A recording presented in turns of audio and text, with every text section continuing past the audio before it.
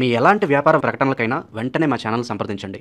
నమస్తే. ప్రస్తుతం మన స్టూడియోలో ప్రముఖ ఆధ్యాత్మికవేత్త, జ్యోతిష్య వాస్తు పండితులు, లలితాదేవి ఉపాసకులు బ్రహ్మశ్రీ నానాజీ పట్నాయక్ గారు ఉన్నారు. సో గురుగారితో మాట్లాడేద్దాం. నమస్కారం గురుగారు. శ్రీమాత్రే నమః.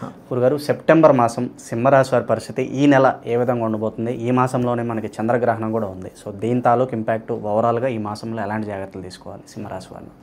బాగా గుర్తు చేశారండి. ఎందుకంటే గ్రహణం అనేటువంటిది సప్తమంలో పడుతుంది. వీళ్ళకి సప్తమంలో ఎప్పుడైతే గ్రహణం పడుతుందో వీళ్ళు పర్టికులర్గా 7th పడుతుంది, అంటే తెల్లవారితే 8th అనగా వీళ్ళు ఆ రోజు నుంచి అంటే సెప్టెంబర్ 7th నుంచి ఒక 41 days ఆఫ్ టైము వీళ్ళు ఎట్టి పరిస్థితుల్లో కూడా వివాహము, పార్ట్నర్షిప్స్ లాంటి విషయాలకి దూరంగా ఉంటే చాలా మంచిది. అలాగే లగ్నంలో రవి 17వ తేదీ వరకు రాశిలోనే సంచరిస్తుంటాడు. సో ఇది ఒక రకంగా చెప్పాలంటే వీళ్ళకి నేమ్ అండ్ ఫేమ్ ఇవ్వడానికి, గుర్తింపుకి ఒక రకంగా మంచిదే. కాకపోతే ఎవరికైనా మరి వాళ్ళ కొంచెం ఉష్ణం ఎక్కువగా ఉన్నటువంటి వారికి, లగ్నంలో రవి కదా, రవి ఉష్ణానికి కారకుడు, కొంచెం ఆ యొక్క విషయాల్లో కొంత ఎక్కువగా ప్రభావం అనేటువంటిది ఉంటుంది చెప్పాలంటే. ఇక ఫినాన్షియల్ విషయాలు కనుక చూసుకుంటే 15వ తేదీకి బుధుడు మారుతున్నాడు, 2లోకి వెళ్తున్నాడు. అంటే 2వ అధిపతి 2లోకి ఎప్పుడైతే వస్తూ 14వ తేదీ ఏమో 2లో ఉన్న కుజుడు 3లోకి వెళ్తున్నాడు. దీనివల్ల ఏమిటి బెనిఫిట్ అంటే, ఒకటి బిజినెస్ చేసేటువంటి వారికి ఈ సెప్టెంబర్ 15th నుంచి ఫైనాన్షియల్గా గ్రోత్ అనేటువంటిది ఉంటుంది, అందులో ఎటువంటి సందేహం లేదు. అయితే ఇక్కడ ఈ 15వ తేదీ తర్వాత నుంచి శుక్రుడు లగ్నంలోకి వస్తాడు. ఈ క్రియేటివిటీ ఫీల్డ్ లేకపోతే తెలియని శుక్రుడు ఏంటంటే దశమాధిపతి, ఒకవైపు ఏంటంటే 10th lord. So creative field, cinema field, beauty related ఇట్లాంటి రంగాల్లో ఉండేటువంటి వారికి ఖచ్చితంగా ఇక్కడ వాళ్ళ కెరియర్ పరంగా ఒక మంచి పాయింట్ అయితే టచ్ అవుతుంది వాళ్ళకి, అందులో ఎటువంటి డౌట్ లేదు. కానీ ఇక్కడ మనం చూడవలసింది ఏంటంటే రవి 17వ తేదీ తర్వాత 2లోకి వెళ్ళిపోతున్నాడు. సో ఎప్పుడైతే 17 నుంచి 2లోకి వెళ్ళి 2వ స్థానంలో బుధాదిత్య యోగం ఏర్పడుతుందో, గవర్నమెంట్ కాంట్రాక్ట్స్, మెడికల్ రంగాల్లో ఉండేటువంటి వారికి, ఒక హాస్పిటల్ పెట్టుకుందాము, క్లినిక్ పెట్టుకుందాం అనుకునేటువంటి వారికి ఇక్కడ ఇది సపోర్టివ్గా ఉంటుంది. కాకపోతే ఈ శుక్రుడు 10th and 3rd లార్డ్ అయినందుకు కొంచెం ఏదో తెలియని ఇన్సెక్యూరిటీ, ఎవరి వల్ల అంటే ఎవరైనా స్త్రీల వల్ల ఇతని ఉద్యోగంలో, ఇతను కావచ్చు ఈమె కావచ్చు, ఏదైనా చిన్నపాటి డిస్ప్యూట్స్ వస్తాయా అనేటువంటిది ఎక్కువగా లాగుతూ ఉంటుంది వీరికి. ఇక 3వ స్థానంలోకి 17వ తేదీ అంటే ఈ మంత్ 15th నుంచి 3వ స్థానంలోకి కుజుడు వెళ్తున్నందుకు కొన్ని విషయాలు ధైర్యంగా స్టెప్ వేయడము, లేకపోతే ఏదైనా ప్రాపర్టీ అమ్మేద్దాం అనుకుంటే 17th తర్వాత నుంచి, ఎందుకంటే కుజుడు 14వ తేదీకి 3లోకి వెళ్తున్నాడు, కుజుడు ల్యాండ్కి కారకుడు కాబట్టి 14th తర్వాత నుంచి ఏదైనా ల్యాండ్ అమ్ముదామంటే కనుక వాళ్ళకి అది ఫ్యాక్టరీ కావచ్చు, ల్యాండ్ కావచ్చు, ఏదైనా ప్లేస్ కావచ్చు, అమ్మడానికి అనుకూలంగా ఉంటుంది చెప్పాలంటే. ఇక మరొక విషయం ఏంటంటే, ఇక్కడ సంతానం కోసం ప్రయత్నం చేసేటువంటి వారికి చాలా మంచి యోగం ఉంది చెప్పుకోవాలి. అందులో ముఖ్యంగా 2nd సంతానం కోసం ప్రయత్నము, అలాగే మరి కొంతమంది సంతానానికి గవర్నమెంట్ జాబ్స్ కోసం ప్రయత్నం చేస్తూ ఉంటారు, అటువంటి వాటికి బాగుంటుంది. లేదా వీళ్ళ దగ్గర ఏదైనా ఒక కళ ఉండి ఆ ఆర్ట్స్ బ్యాక్గ్రౌండ్లో గవర్నమెంట్ జాబ్స్ సంపాదిస్తుంటారు, అటువంటి వాటికి కూడా ఇక్కడ బాగుంటుందని చెప్పుకోవచ్చు. గవర్నమెంట్ కాంట్రాక్ట్స్ రావడం, ఇట్లాంటి వాటికి సంతానం పొందడానికి వీటికి ఇంకా సూపర్, మనం ఏమి టెన్షన్ పడాల్సిన అవసరం లేదు.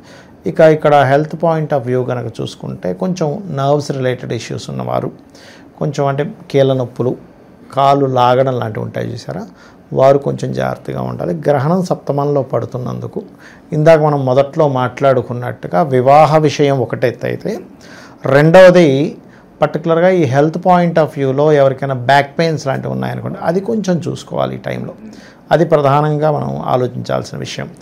ఇక 15వ తేదీకి ముందైతే ఉద్యోగ విషయాల్లో అనేక మార్పులు, రకరకాల ప్రదేశాలకు వెళ్ళడము, ఒక చేస్తున్నటువంటి జాబ్లో కొంత ఎక్కువ స్ట్రెస్ ఉంది, ఎక్కువ గొడవలు అవుతున్నాయి, ఎందుకు రాబోమో మానేయాలనిపించడం, అంతా 15వ తేదీ వరకు ఉంటుంది. 15వ తేదీ నుంచి జాబ్స్ వస్తాయి, ఇవన్నీ బాగుంటాయి. కానీ ఎక్కడో తెలియని మళ్ళీ చిన్న అంటే స్త్రీల మూలంగా చిన్న ఇన్సెక్యూరిటీ అనేది నడుస్తూ ఉంటుంది. బట్ ఓవరాల్గా ఈ మంత్ కనుక చూసుకుంటే లాభాధిపతి అయినటువంటి బుధుడు ధనస్థానంలో లగ్నాధిపతితో కనెక్ట్ అయ్యి ఈ మంత్ అంతా అంటే ఆల్మోస్ట్ ఈ మంత్ 17th నుంచి సన్ వస్తున్నాడు, 15th నుంచి బుధుడు వస్తున్నాడు అని చెప్పుకున్నాం. కాబట్టి వస్తున్నందుకు కొంచెం కెరియర్ పరంగా మార్కెటింగ్ రంగాల్లో ఉండేటువంటి వారికి, అలాగే సినిమా ఫీల్డ్లో ఉండేటువంటి వారికి, లేనట్లయితే మెడికల్ రంగాల్లో, వ్యాపార రంగాల్లో ఉండేటువంటి వారికి, అంటే మెడికల్ ఏజెన్సీస్ కావచ్చు, సొంతంగా ఏదైనా మనం పెట్టుకునేవి కావచ్చు, ఇట్లాంటి వాటిల్లో బాగుంటుంది. అయితే ఇక్కడ 3లో కుజుడు కొంచెం ఏం చేస్తాడంటే కమ్యూనికేషన్స్లో కొంచెం రఫ్నెస్ని ఇస్తూ ఉంటాడు. అది ఒక్కటి కొంచెం చూసుకోవాలి. అది గనక చూసుకోగలిగితే అన్ని విధాలా బాగుంటుంది వీరికి. కాకపోతే సెకండ్ హాఫ్లో స్టార్ట్ అవుతుంది అది ఇక వీరు ఎక్కువగా దత్తాత్రేయుడు ఆరాధన, కొంచెం ఫైనాన్షియల్గా ఇంకా బాగా గ్రోత్ రావాలి అంటే కనుక వీరు సూర్య ఆరాధన, దత్తాత్రేయుడు ఆరాధన, విష్ణు సహస్రనామాలు వినడము.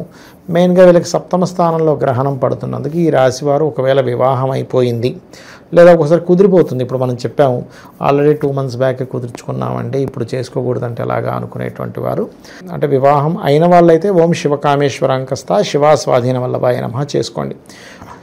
ఎందుకంటే ఈ యొక్క గ్రహణం సప్తమంలో పడుతున్నందుకు వీళ్ళ జీవిత భాగస్వామి మీద ఎఫెక్ట్ ఉంటుంది సింహలగ్నం వారికి. అలా కాకుండా వీళ్ళు ఇంకా వివాహం చేసుకోలేదు కానీ ముహూర్తాలు పెట్టేసుకున్నాం, అన్నీ బుక్ అయిపోయి ఇప్పుడు క్యాన్సిల్ చేసుకోలేము అనుకున్నప్పుడు ఓం కామేశబద్ధ మాంగళ్య సూత్రశోభిత కందరాయ నమః.